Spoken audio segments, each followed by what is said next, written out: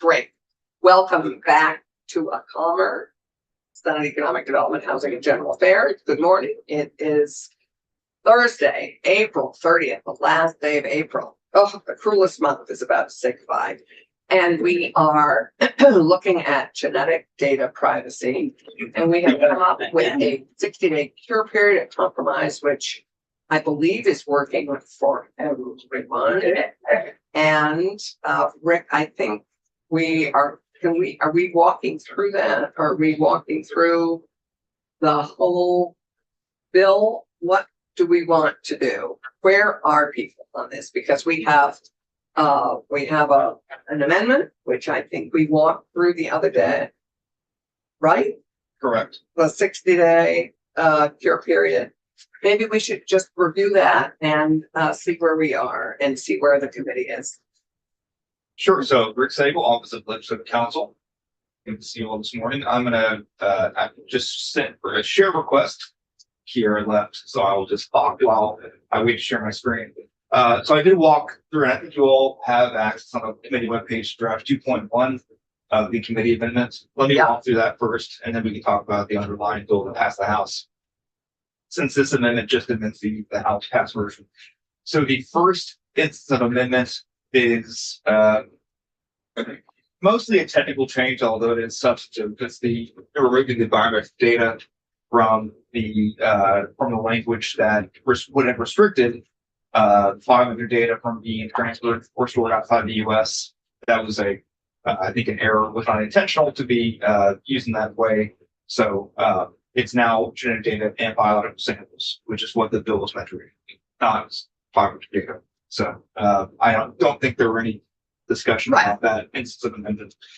That was a request, I think, from everybody. Yes. The second instance is the sticky instance, is the enforcement mechanism that as passed by the House. Is asking to share history.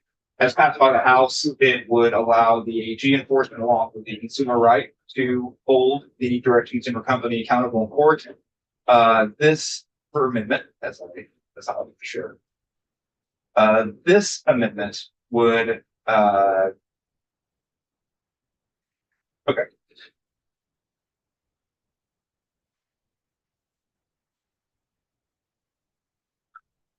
So we're on the second instance of amendment. So it would biggers. Oh, I have it in front. We have provide a cure period. So if the consumer is harmed in some way, or they think they're harmed, they would send a written notice to the consumer, to the direct consumer company, Ancestry, 23andMe, Company X, saying that you sold my genetic data, or you didn't send me a privacy policy, or didn't have the privacy policy easily accessible. Whatever alleged violation happens, they would send a notice to the company. The company would have 60 days from receipt of the notice to cure the violation. And if they don't cure it, or if there's a disagreement as to whether it's cured, because there's got to be some type of, I think, handling that situation where the company says we cured it, the consumer disagrees. You have to have some kind of resolution for that, because then the consumer is left unable to do anything, and they disagree. So the language has the consumer the right after that 60 days to pursue litigation against the direct consumer company. The AG can enforce right away. This is just the consumer right to action. That's draft 2.1.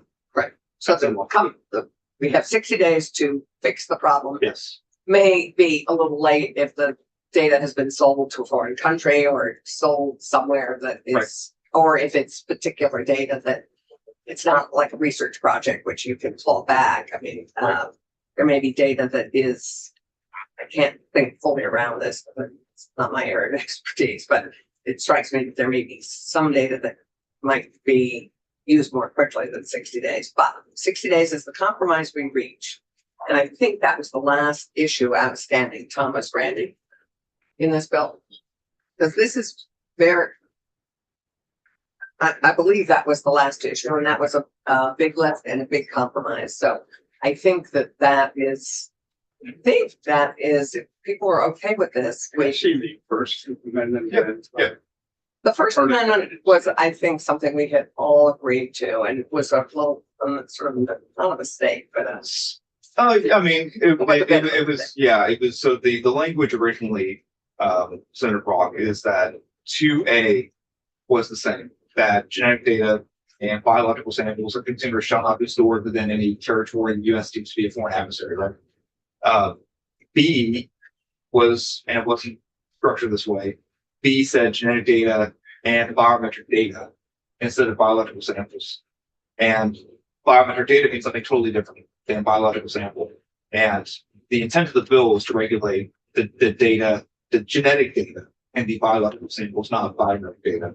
So it was something that was caught offline, addressed. I think it fixes the, again, the intent of the bill. We can go back to biometric data, but I don't think that reflects what the community needs.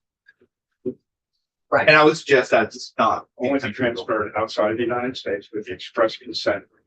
Right. I think this was some, Fine print that someone signs and never reads. So no, we have express consent defined, and it's very specific. It's means a consumer's affirmative authorization to grant permission in a clear, meaningful, prominent notice.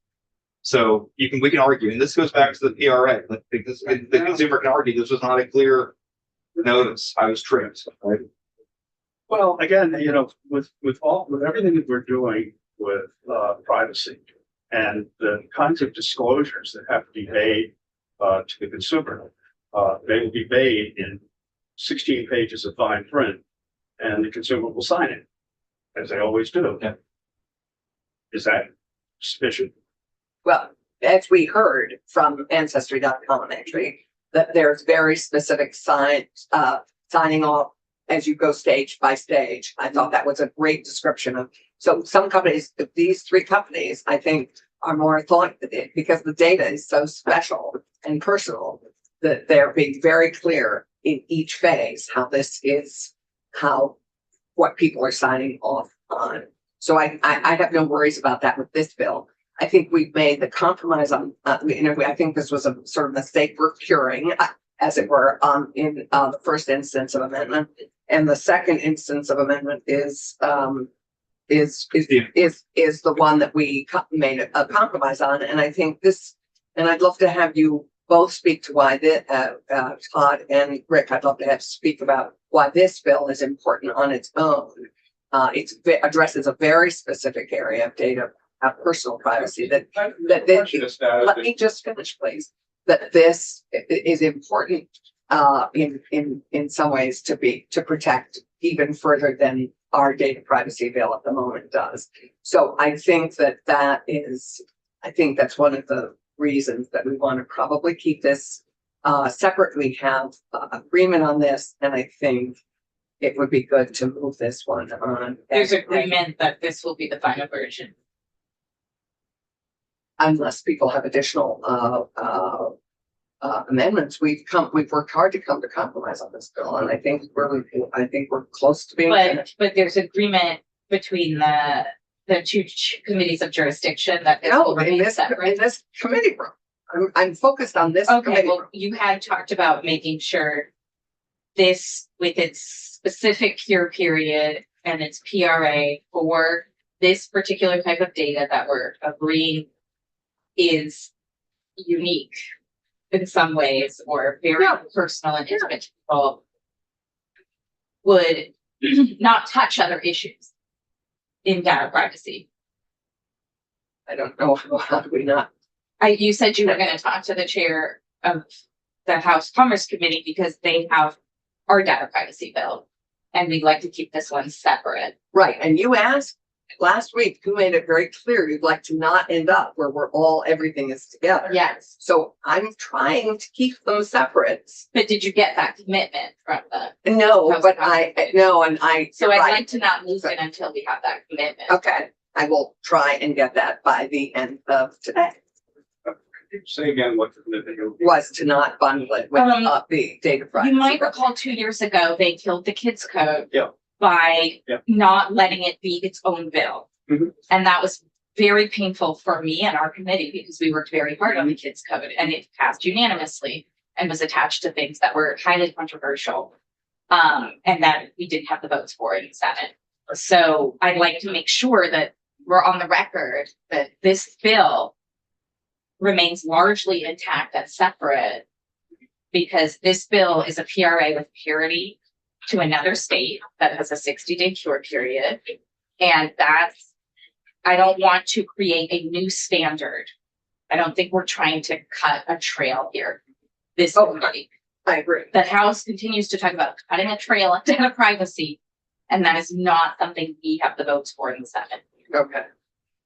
So, I am going to, so let's, I'd just like to see it. I will go off and chat with Mark Hoppy because I apologize. I just, we haven't had our check-ins in the last couple days.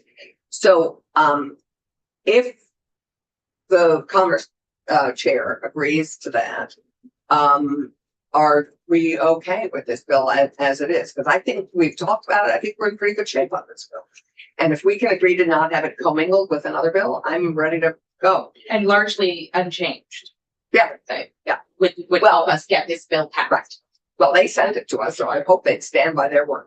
And that they would understand what we had, you know, our choices as well and honor them. I'm going to suggest that we then go and take a break until 9 o'clock. I will go up and talk to Mike, and I will be right back down. Okay, is that okay with you?